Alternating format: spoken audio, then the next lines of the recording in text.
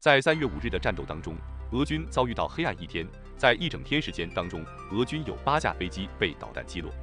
其中包括1架苏34战斗轰炸机、1架苏30 SM 重型战机、1架米8直升机、2架苏25攻击机、2架米35武装直升机和1架海鹰无人机。在这一天，俄罗斯空军也取得了巨大的成功。截止3月6日，俄罗斯空军和导弹部队已经摧毁乌克兰2100个军事目标，包括74个指挥所和通信站、108个 S-300、山毛榉 M1 和黄蜂防空导弹发射器，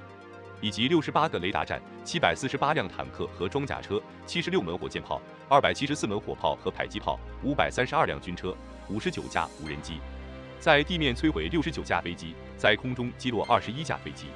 在3月5日，俄罗斯空军进行了大规模空中进攻战役。在日托米尔区空战期间，俄军击落乌方4架苏 -27 战机，俄防空系统在聂人区击落1架苏 -25 战机。同时，在3月5日一天时间就摧毁5个雷达站、2个山毛榉 M1 地空防空系统。但是在这一天，俄罗斯空军也付出了损失8架飞机的严重损失。同时，这次被击落的苏34战机飞行员奥克桑琴科还是一位参加过叙利亚战争的上校军衔王牌飞行员。因此，在3月5日的战斗当中，俄罗斯空军也出现了3个缺陷。首先就是俄军缺乏精确制导弹药。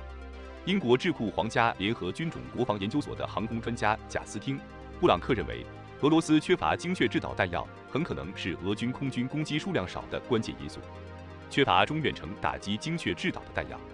因此俄军战机大部分时间只能使用普通炸弹进行对地打击，这样就必须低空飞行才能有效精确命中目标，也就给了乌军毒刺和针型便携式防空导弹拦截打击的机会。其次就是俄军战机的夜战能力相对比较弱，无法在黑夜当中，在对手疲惫疏于防范的时候，对单个目标进行精确打击，而大部分时间都采用白天超低空投弹和发射火箭弹方式，给乌军目视发现俄军战机的机会。最后就是俄军缺乏电子战飞机，难以电子压制战术保护战机行动。同时，俄罗斯空军缺乏中远程武装无人机承担这种前线打击地面目标任务，而只能使用苏34战斗轰炸机、苏30重型战机这样的重型战机执行前线打击单个目标任务。实际上，归根结底就是俄罗斯缺钱。从2014年克里米亚事件以后，遭到西方制裁到现在，俄罗斯在军费上一直都非常紧张。2013年11月20日，俄罗斯国防部副部长鲍里索夫表示，空天防御部队将达到50%，陆军因为武器种类众多，新技术装备只能达到17%。鲍里索夫说，就整体而言，俄军的现代化武器和军事技术装备到2015年底应该达到30%，到2020年至少达到70%，某些方面达到100%。但是可以看到，俄军大部分装备现在还主要是老旧装备。俄军有限的军费主要用于高超音速导弹和洲际导弹和核潜艇等战略级武器，这些武器是对抗美国和北约的，在乌克兰基本用不上。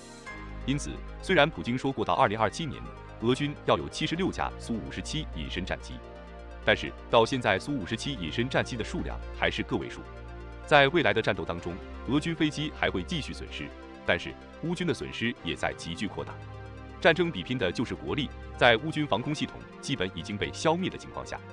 仅仅依靠毒刺便携式防空导弹虽然也能取得战果，但是还无法真正威胁到俄罗斯空军战机对制空权的掌握。